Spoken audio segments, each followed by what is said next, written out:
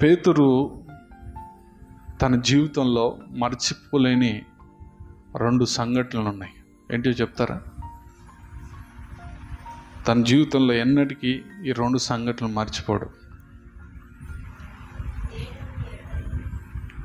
ఒకటి యేసు అప్పగింపబడిన రాత్రి, 2 పేతురు చెరసాలలో ఉంచబడిన రాత్రి. యేసు అప్పగింపబడిన రాత్రి ఆయన నిద్రపోయినట్టుగా వాక్యంలో కనబడుతుంది. అదేవిధంగా పేతురు చెరసాలలో కూడా ఉంచబడిన రాత్రి కూడా నిద్రపోయినట్టుగానే కనబడుతుంది. మొదటి సందర్భంలో యేసుక్రీస్తు ప్రభుల వారు అప్పగించబడిన రాత్రి దుఃఖముతో నిద్రించను అనే మాట చూస్తాం. పేతురు నిద్రకు కారణం ఏంటి అని చూస్తే దుఃఖమట. యేసుక్రీస్తు ప్రభుల వారు పట్టబడిన రోజు. అయితే చెరసాలలో ఉంచబడిన రాత్రి మాత్రం ఆయన దుఃఖముతో నిద్రించలేదు అనే విషయాన్ని మనం అర్థం చేసుకోవచ్చు. ఎందుకు దుఃఖంతో నిద్రించలేదు అనే మాటను చెప్తున్నామంటే, దేవుడు పేతురుతో చెప్పాడు, ఆయన పునరుద్ధానుడు అయిన తర్వాత ఆరోహణం కాకముందు పేతురుకు కనిపించి పేతురుతో మాట్లాడాడు దేవుడు. ఏమని చెప్పాడంటే, నువ్వు ముసలివాడివైనప్పుడు నీ చేతులు కట్టేస్తారు, నిన్ను వ్రేలాడదీస్తారు అని చెప్పి ఆయనతో చెప్పినట్లుగా మనం చూస్తాం. అంటే పేతురుకు తెలుసు ఆయన మరణం ఎలాగ ఉండబోతుంది అనేది. యేసు ప్రభువుని ఎలాగైతే చంపారో, యేసు ప్రభువుని ఎలాగైతే సిలువ వేశారో, అదేవిధంగా పేతురును కూడా సిలువ వేయబోతున్నారని పేతురుకు తెలుసు. కాబట్టి ఇప్పుడు చెరసాలలో వేయించిన ఉద్దేశం ఏంటంటే, అప్పటికే యాకోబును చంపించేశాడు హేరోదు ఖడ్గము చేత. అది యూదులకు ఇష్టమైన పని అని హేరోదుకు అర్థమై పేతురును కూడా పట్టుకొని చెరసాలలో వేసి పస్కా పండుగ దినములు అయిపోయిన తర్వాత ఆయనను బయటకు తీసుకొని వచ్చి చంపేద్దాం అనేది ఎవరి ప్లాను?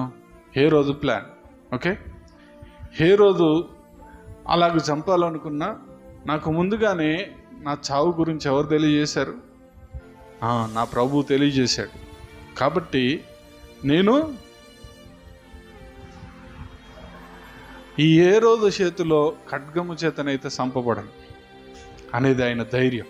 ఆ రోజు ఆయన నిద్రపోవడానికి, ఆ చెరసాలలో నిద్రపోవడానికి కారణం ఏంటంటే ప్రభువు అనుగ్రహించిన ధైర్యం. ప్రభువు ఇచ్చిన ధైర్యమును బట్టి ఆయన నిద్రపోయాడు.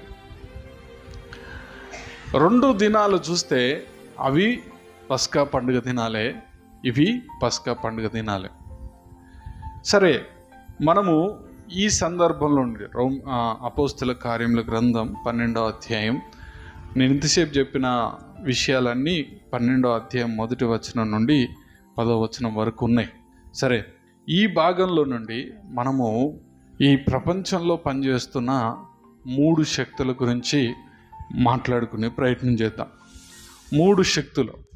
ఒకటి పవర్ ఆఫ్ సాతాన్, సాతాను యొక్క శక్తి. రెండవది పవర్ ఆఫ్ ప్రేయర్, ప్రార్థన యొక్క శక్తి. మూడవది పవర్ ఆఫ్ గాడ్, దేవుని శక్తి. ఈ 3 విషయాలు ఈరోజు మనం దీంట్లో నుంచి ఆలోచన చేసే ప్రయత్నం చేద్దాం. చూడండి, మొట్టమొదటిసారి ఆయన దుఃఖముతో నిద్రించినప్పుడు ఎవరు ప్రార్థన చేశారు? గెత్సెమనీలో సంఘం ఉన్నదా? యేసయ్య ప్రార్థన చేశాడు. చెరసాలలో ఉంచబడిన రాత్రి ఎవరు ప్రార్థన చేశారు? సంఘం. అదేవిధంగా ఎవరు? యేసయ్య మన పక్షాన విజ్ఞాపన చేస్తూనే ఉన్నాడు ఇప్పటికీ. ఓకే, ముందుగా సాతాను యొక్క శక్తి గురించి ఆలోచన చేద్దాం. ఎందుకు సాతాను శక్తి గురించి మనం మాట్లాడుకోవాలా? ఎందుకు సాతాను శక్తి మనం తెలిసి ఉండాలా? ఎందుకు తెలుసా? ఈరోజు సాతాను యొక్క శక్తి గురించి తెలియకనే, అవగాహన లేకనే చాలామంది వాని యొక్క ఉరిలో పడిపోయి లోకానుసారంగా, లోక పద్ధతిలో జీవిస్తున్నారు. సాతాను యొక్క శక్తి మనకు అర్థమైతే, మన శత్రువు ఎంత బలవంతుడో, ఎంత శక్తివంతుడో అర్థమైతే మనం ఎలాగ జీవించాలో మనకు అర్థమవుతుంది. మన శత్రువు యొక్క శక్తి ఏంటో మనకు అర్థం కావాల ముందు. అది మనము ముందుగా తెలుసుకుందాం. తర్వాత ప్రార్థన యొక్క శక్తి, తర్వాత దేవుని శక్తి గురించి ఆలోచన చేసి మనము ముగించే ప్రయత్నం చేద్దాం. ఓకే ఓకే చాలాసార్లు ఈ మాట మనం వింటాం. ఏంటంటే, సాతానా, యేసునామంలో నిన్ను బంధిస్తున్నాను. పారిపోనడం తప్పు కాదు, కానీ బంధిస్తున్నాను అంటారు. ఏమంటారు? బంధిస్తున్నాను అంటారు. మనం బంధిస్తే బందీగా ఉండడానికి వాడేం శక్తి లేనోడు కాదు. రెండోది, వాడిని బంధించే సమయం అంటూ దేవుడు ఒకటి నిర్ణయించాడు ఆల్రెడీ. ఎప్పుడు బంధిస్తాడు? యేసయ్య తన రెండవ రాకర్లో వాడిని బంధిస్తాడు. ఎక్కడ బంధిస్తాడు? పాతాళంలో బంధిస్తాడు. ఆ టైం వరకు వాడు స్వేచ్ఛగా ఉండడానికి వానికి హక్కు ఉన్నది. ఒకవేళ గెరాసీను ప్రాంతంలో సేన అనే దయ్యం పట్టిన వాని దగ్గరికి యేసు ప్రభు వచ్చినప్పుడు ఏమన్నాడు? నీ టైం ఇంకా రాలే కదా, ఇప్పుడు ఎందుకు వచ్చినావు నన్ను బంధించడానికి అన్నట్టుగా మాట్లాడాడు. కానీ యేసయ్య అప్పుడు బంధించలేదు, కానీ నువ్వు ఆ పందుల గుంపులోకి వెళ్ళు అని చెప్పేసి ఆజ్ఞ ఇస్తే పందుల గుంపులోకి వెళ్ళిపోయాడు. సో సాతాను బంధించబడే సమయం అంటూ ఒక రోజు ఉంది. అప్పటిదాకా వాడు స్వేచ్ఛగా పనిచేస్తూనే ఉంటాడు, స్వేచ్ఛగా మనల్ని అటాక్ చేస్తూనే ఉంటాడు.